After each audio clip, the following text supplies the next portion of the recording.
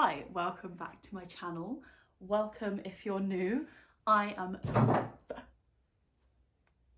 That was a mistake. I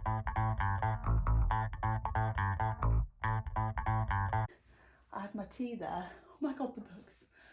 Luckily it didn't spill. Okay, I'll stop being chaotic. Welcome back to my channel. Welcome if you're new. I'm Jazz. This is Travels and Fiction. This is a small little hub on the internet where I make videos about books and sometimes roller skating if I'm doing a vlog. Please feel free to subscribe if that tickles your fancy. I've cracked out my Christmas mug today. I got it for Christmas. It says "Let the good times roll" up here, which you can't see, but then all these animals have roller skates on, and this one has roller skates. I can't show you, it's too hot. I'm going to do a close-up. Trans flag roller skates. Don't think that was intended. Love it. Very on theme for today's video, which is my owned queer non-fiction TBR. Here is the stack. There's not loads, just a small selection, but a selection that I've been meaning to get to, and so I thought I'd make this video, show you maybe some new books that you've not heard of, maybe some ones that you can recommend to me as well. So do leave a comment if you have any good queer non-fiction books for me. These are mostly, I think all of them actually, yeah, are talking about like queer issues and like general queer topics. Okay, I'm just gonna carefully hold my tea. The very first book I've got here is the bi-ble New Testimonials. The Bible, but the bi-ble, me and my good friend Sophie like to call it. This is the second book in a duology about bisexuality, and so the first one is just, I'll put it on screen here, is the Bible, the bi-ble. I can't not call it the bi-ble. And I absolutely love that. It was so good, such a good selection of essays. Really interesting. As someone who is bisexual, it's really interesting hearing from a range of perspectives. So this is the second version, and this is further original narratives and essays about bisexuality. I'm gonna have a quick scan, and I need to put this down and just read out a few titles that immediately appeal to me. I still feel like I can't quite be myself. Bisexual students' experiences with invisibility, marginalisation and exclusion within LGBTQ+ campus spaces. Oof! That is the biggest of oofs. Really intrigued to read that one.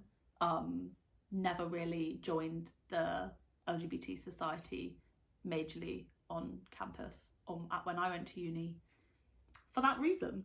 Coming out in my 30s, really interesting. Bi, single and ready to mingle, why representation of bisexual dating matters. Oof, it's making me want to read it right now. A Man, a Cane, an Awkward Title, Adventures of a Bisexual, Disabled, Genderqueer Writer. That sounds really interesting. Lots of really diverse voices in this book, so really intrigued to get to that one. Okay, the next one is This Book is Gay by Juno Dawson. This is the revised and updated version, but there is now an even more revised and updated version which has the more inclusive LGBT flag, which I'll put here.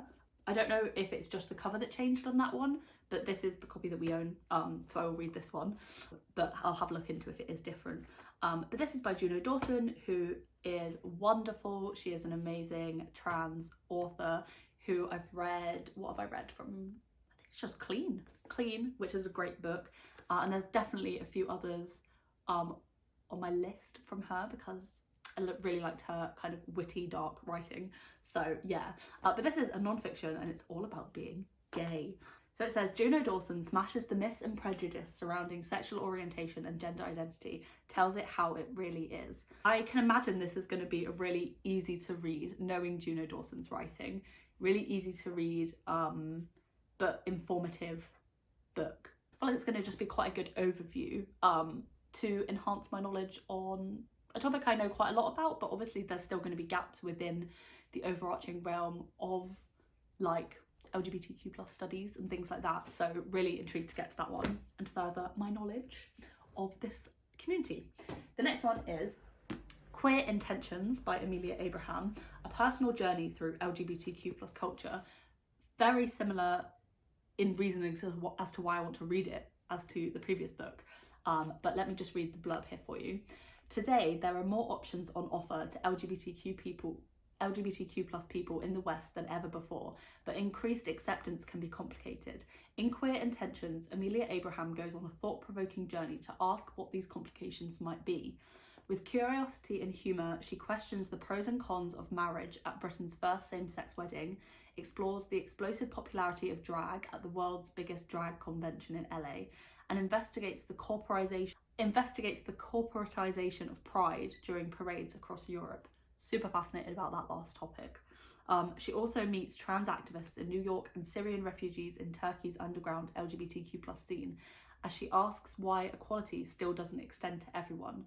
Taking in the breadth of contemporary queer life and the issues at its heart, Queer Intentions is the ultimate exploration of the joys and pains of being LGBTQ+, at a time when queer culture has never been so mainstream. That is super, super interesting, especially in terms of what it just said at the end there, the joys and pains when queer culture has never been so mainstream. That is so poignant and true. I feel like there's a lot of conversations about queer culture and LGBTQ plus issues and things like that, definitely obviously more in the West, but it's really doesn't go deeper than that. It's quite surface level. That's the vibes that I get, and this I'm really intrigued to read. So that is this one. Really intrigued to read it. Felt like that last point was especially poignant and like really analysing a lot of things about LGBTQ plus culture. So yeah, really intrigued for that one. Pause for a tea break. Okay, the next book is Life as a Unicorn by Amrou al-Kadhi. This was actually a PR product from Shelterbox Book Club, which they sent me. But yeah, so this says a journey from shame to pride and everything in between. So Amrou is a queer Muslim drag queen. It says here it's a hilarious yet devastating story of a search for belonging following the painful and surprising process of transforming from a God-fearing Muslim to a queer drag queen. I really love a memoir, and this is one that has been piquing my interest for a really long time, and I feel like it's going to be delving into a lot of interesting conversations about how the mix of queerness and culture can be so complicated, and it's not always as simple as just accepting obviously your queerness, because there's so many other things according to who you are and where you've grown up and who you are as a person. So really intriguing, and I really want to get to this one. Yes please, soon. Okay, the next book is The Stonewall Reader. This is edited and put together by the New York Public Library. It is a floppy hardback, not a hardback, a floppy paperback, which I love. This I really love. I just wanted to show you. This is a Penguin classic, so it has this cover, but then it has this dust jacket, and I just love both. I love this option. This is one I've been meaning to read for a really long time, and I've actually read like one story from it that I think was by Audre Lorde. Not a story, sorry, just like an essay.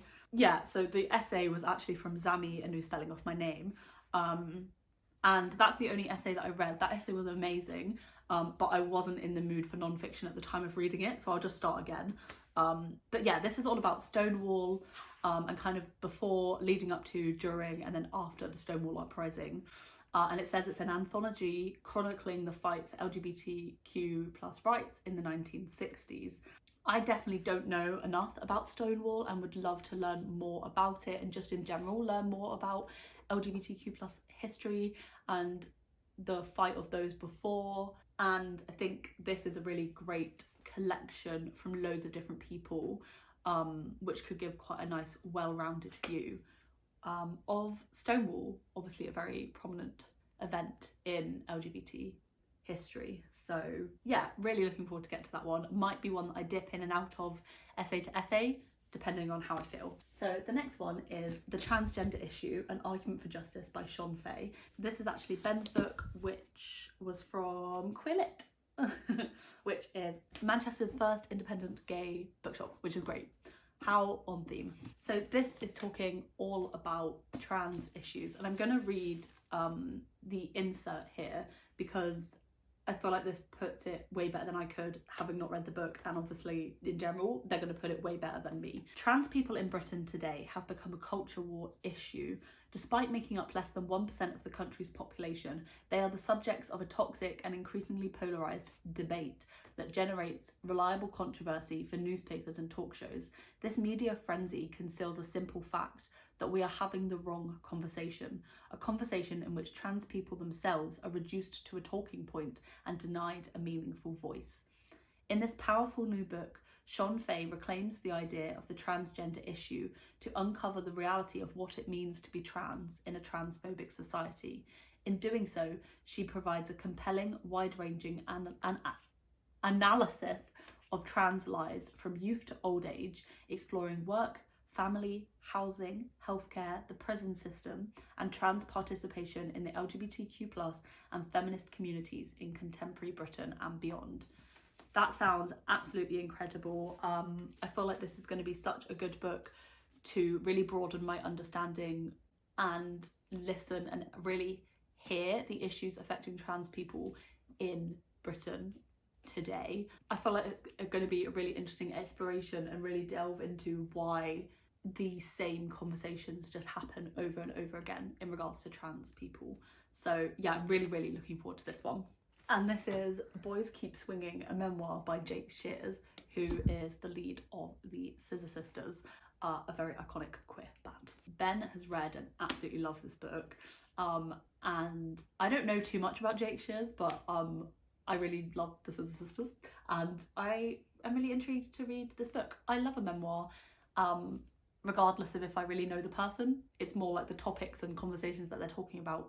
It's rare that I'll pick up a memoir because I love the person a lot. It's more like the topics that they're talking about, and in turn I learn about the person. Bit of a mixture. I imagine this will talk a lot about music, friendship, as well as kind of like really finding your voice and finding your place, and I'm really intrigued. And Ben highly recommends it, and I trust Ben.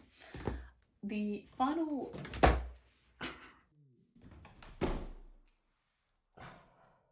oh my god, launch it on myself. Queer non-fiction book I have is Queer Eye, which is this big book. Love Yourself, Love Your Life. So this is by Bobby, Cramo, Anthony, Jonathan and Tan. That was like genuinely a challenge because it's been a long time since I've watched Queer Eye, even though there's a new season out. Need to catch up. Anyway, maybe I'll shoot an overlay. I'll shoot an overlay because that's too hard to show you. But it's like a collection of advice, illustrations, images, photos, recipes from Anthony, tips from Bobby, like a real collection and collation of all 5 of them, what they bring to the table to give this overarching book of love, self-care, thoughts, wholesome vibes. Definitely something to be dipping in and out of, coffee table book vibes. Maybe I'll just leave it on the coffee table. That is a great idea. Who thought of the coffee table books? I love it.